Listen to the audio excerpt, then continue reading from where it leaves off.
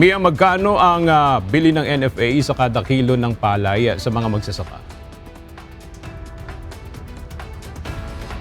Sa panayam ng UNTV kay NFA Acting Untiveros kanina, talag nito na noong ang NFA sa mga magsasaka ng 27 pesos kada kilo ng palay. Pero ngayong taon, mas mababa pa ito na lang sa 21 pesos hanggang 23 pesos kada kilo. Gayon din, National Food Authority na hindi malulugi ang mga magsasaka sa bibilhin nilang supply, lalo ngayong umiiral ang food security emergency sa bansa. Ito ang tugon ng ahensya upang magsasaka farmers.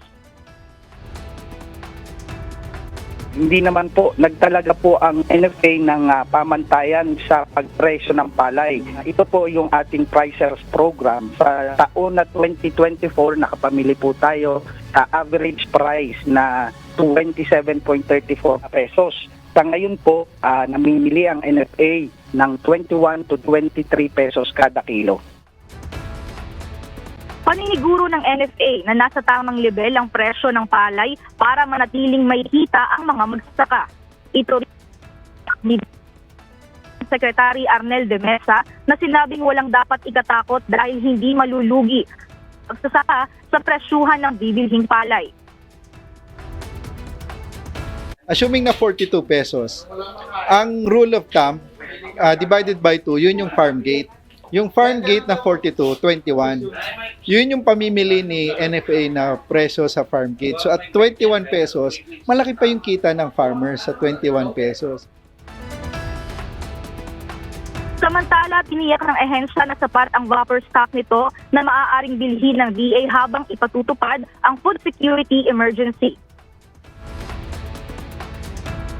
Ito po ay sapat upang tugunan ang pangangailangan ng DA upang makapagbenta ng mas murang bigas na tinatayang aabot naman ng 150,000 metric ton sa loob ng 6 na buwan. Sa kasalukuyan aga, ayon naman sa NFA, tuloy-tuloy ang masagana food infrastructure modernization program upang makapagtayo ng additional warehouses sa iba't ibang bahagi ng bansa. Sinabi nga ng NFA na sa darating ng mga araw ay magsisimula na ito ng pag-distribute